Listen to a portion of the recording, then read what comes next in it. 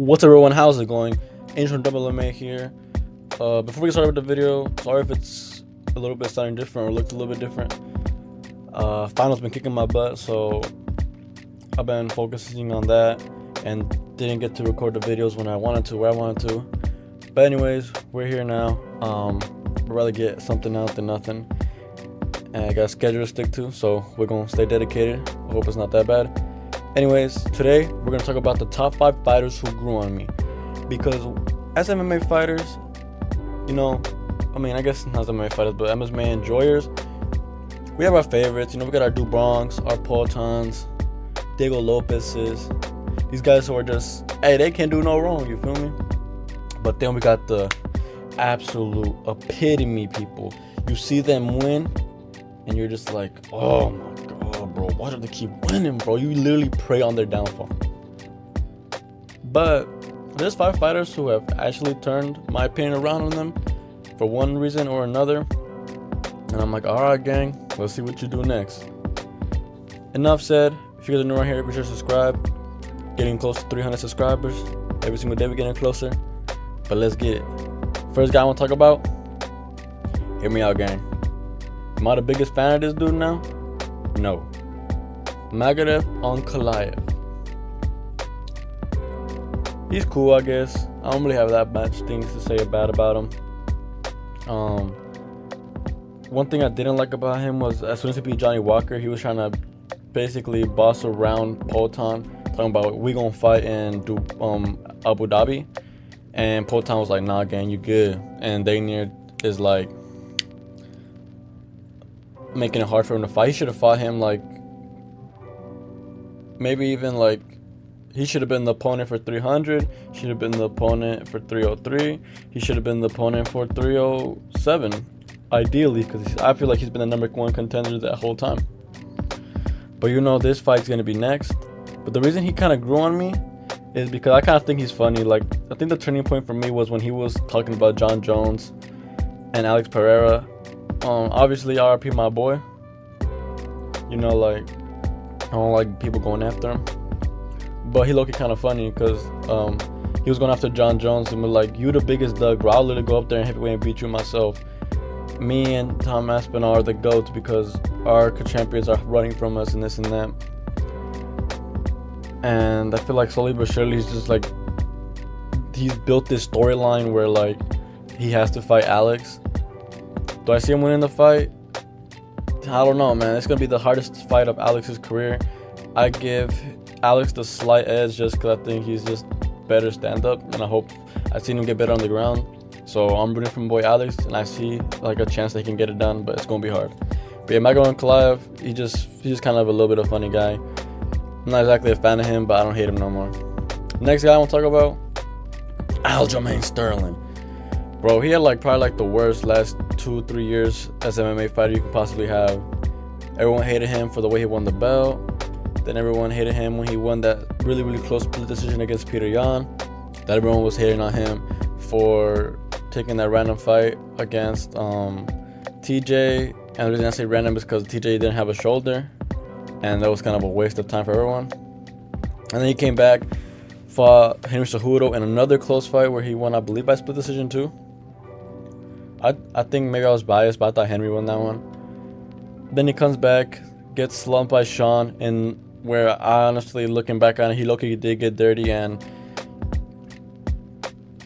you gotta say how it is. I think he's a better fighter than Sean O'Malley.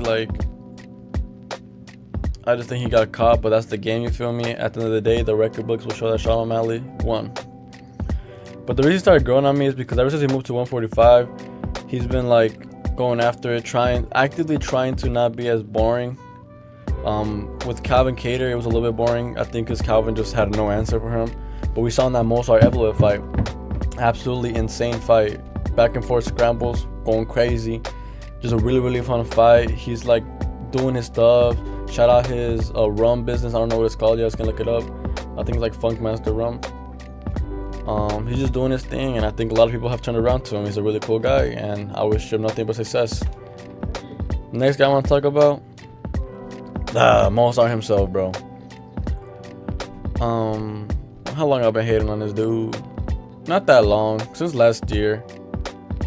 I think since the Diego Lopez fight, that's when I really took note of him. Since then I think my hatred for him became from, well, one, he's just kind of like a boring no-name guy, and two, because I became such a big fan of Diego Lopez, and this guy is like the stain on his record. Who knows how it will play now. I think Diego Lopez might be able to get it done this time. He did what he did against Mosar on like 6 days notice, and then so I think that fight will be a lot of fun. But I think like even against Arnold Allen, I was like, come on, bro. Like, yeah, that was a fun fight, but I thought Arnold Allen might have edged it. And I was like, man, bro, screw this dude. And then I didn't like how he was like talking smack about Diego Lopez at every possible time for some reason. Like, Diego Lopez was having a lot of success, and he was like, bro, your best fight was against me and you lost, bro. Chill out, dude. Your best thing in the UFC is losing to me. And maybe that might be true, but low-key, Diego Lopez bounced back, and now he's even ranked above Mosar, the ultimate get back. And I really liked that Diego Lopez was like, bro, you had your chance, gang. I'm not gonna fight you no more. I called you out as soon as I started winning, and you said nah. Now that I'm up and shining, you ain't getting the get back. And I felt good as a May fan. Then I was like, yeah, you tell him, Diego. But then turn around, we see that he fighting Aljo. I'm like, okay, this is gonna be a fun fight. Hopefully Aljo wins this. Makes sense to me. The fight comes around. I watch his interviews. He's just a low-key, a chill, little humble guy. Not really like doing much, just chasing his dreams, I guess. Being a little bit boring. But you gotta do what you gotta do. Maybe not the most exciting fight style, but maybe styles make fights, you feel me? That Aljo fight was incredible. I really, really enjoyed that, and I was, towards the end of the fight, I was like, damn, he's a pretty fun fighter. When it depends though. I feel like if he fights for the belt, he might stink it up, you feel me? But he grew on me, that's all I'm trying to say. See what's next for him. Possibly title shot, maybe Diego Lopez rematch. Next fighter is Merab, bro. I know you guys remember when he fought Aldo. Man, bro, I hated that day so much, bro. He took Aldo and put him into retirement in the most boring way possible. I could not believe it. Then he came back, fought Peter Yan. I'm like, let's go, Peter Yan. And the way he beat that dude, oh my god, bro. The mental scars have still not healed for me, bro. And then he was supposed to be, ideally he should have been Sean O'Malley's first title defense, but you know how it be. Gonna fight Vera. The thing when I started coming around to him is when he fought against Henry Cejudo. He was making a lot of cool skits. I don't like how he's trying to rep Mexico, because maybe I'm just like, I don't know what it's called, like gatekeeping or something like that, where I'm like, bro, quit trying to get in our culture again. You're not part of it. But he started being a little bit funny. I think the build up to the Sean fight was the funniest thing though, where he had like a fake Sean O'Malley parading around, but let's fight. I think that's why I became a fan of him. I think he's a funny guy. Like when that press conference against Umar, he was like, they were asking Umar when was his favorite memory with Islam, and then Merab cuts in, jacuzzi. Dude, that's like funny, bro. He's a funny guy. He's like, no, he has no brain cells and he crashes out, but he's a funny guy. But as far as his fights, yeah, they're the most boring thing I've ever seen.